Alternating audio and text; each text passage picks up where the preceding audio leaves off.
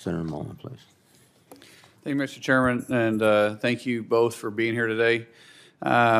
First off, I want to thank Senator Cotton for emphasizing the importance of modernization of the B-52 fleet and keeping it in the air, especially since all that work is being done in Oklahoma, right at Tinker Air Force Base. Tinker will also be the maintenance center for the new B-21s, and they're rapidly building up the capacities and capabilities today to take on that new mission. We're very, very proud of that. General Cotton, a question for you. Oklahoma is very proud to the investments we've made to support the bomber modernization and the maintenance at Tinker Air Force Base. Can you speak of the benefit this brings to the leg of the triad? Absolutely, Senator. It's absolutely foundational. Tinker and the teammates that are there at Tinker Air Force Base that support that mission leg on behalf of men and women of Air Force Global Strike Command that provides that leg to me is absolutely critical.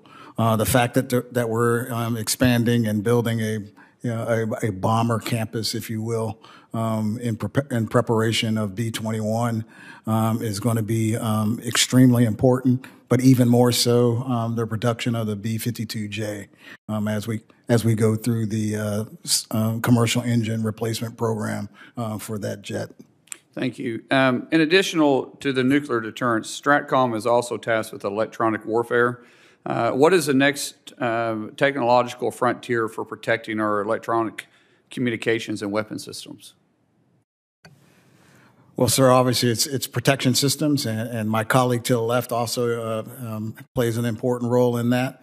But more so, one of the things that we're finding, and it was noted through both Northern Edge 21 and Northern Edge 23 exercises, that it's really having adequate training so the men and women that are put in those situations understand that there are techniques, tactics, and procedures that can avoid having being susceptible to the interference that you might see in that spectrum domain.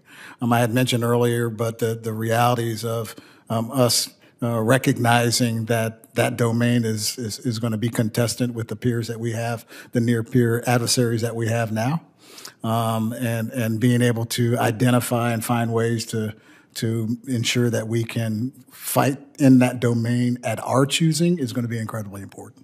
General Whiting, do you want to speak about that too? Yes, thank you, Senator. The electromagnetic spectrum is vital to us. It's the only way to get information back from space. And that's our satellite communications, our missile warning, our positioning, navigation, and timing.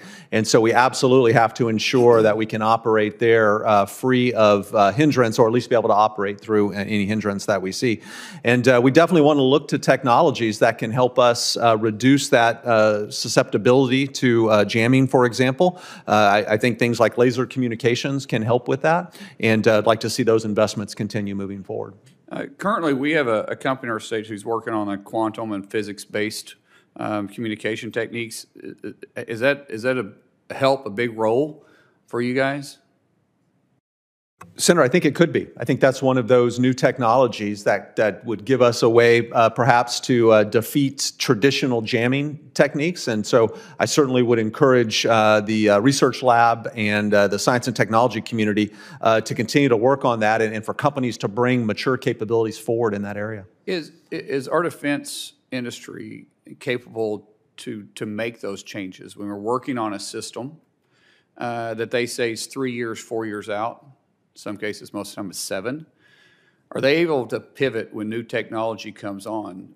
Because obviously this is a growing space and a growing concern. So there's new finds and new technology that's coming on constantly. Are we able to pivot? I'll hold that for both of y'all in defense to say, yes, we want to start moving this direction. For us, as we're looking at our modernization programs across the portfolio, what we're seeing that's different in the way we want to do business, Senator, is through modularity. So having the opportunity for modularity is going to be critical for us and crucial for us, because then we can outpace and stay ahead of the adversary. And Senator, I would just add that we want to work with the companies that have existed for a long time and help them to see the requirements and make the pivot. But also we want to make sure we have a relationship with new startup companies that may not be burdened by the way things have happened in the past and can now move right to the future. And we want to make sure they have an opportunity to compete for our requirements, and we can help move them through that valley of death, they call it, to bring successful programs forward. Thank you, guys. We'll see you here in just a minute in the skiff. I'll yield back.